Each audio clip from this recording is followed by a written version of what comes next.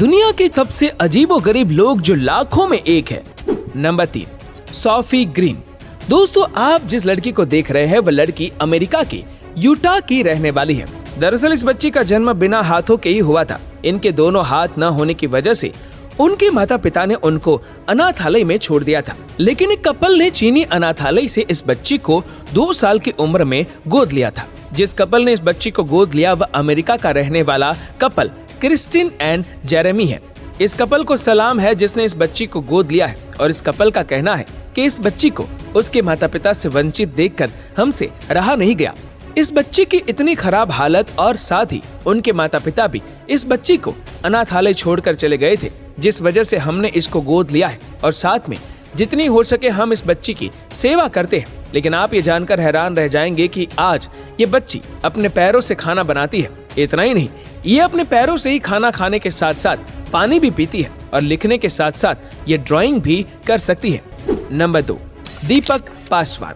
बिहार के बेलहारी गांव में पैदा होने वाले दीपक पासवान का जन्म 7 अंगों के साथ हुआ था। इसी वजह से कुछ लोग उन्हें तंग करते थे तो कुछ उन्हें भगवान के रूप में देखते थे और उनकी पूजा करते थे। जैसे जैसे दीपक बड़े होते जा रहे थे वैसे ही उसके छाती के साथ चिपके हुए अंग भी बड़े होते जा रहे थे, जिसकी वजह से चलने फिरने में भी बड़ी दिक्कतें आ रही थी। माता पिता के पास सर्जरी के लिए पैसे नहीं थे, इसीलिए उसकी उम्मीदें भी डूबती जा रही थी कि अब उसके बच्चे का क्या होगा।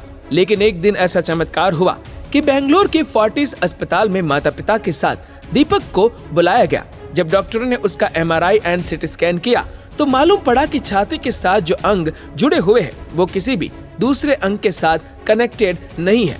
MRI एंड CT स्कैन करने के बाद दीपक का ऑपरेशन किया गया और अतिरिक्त हाथ और पैर हटा दिए गए।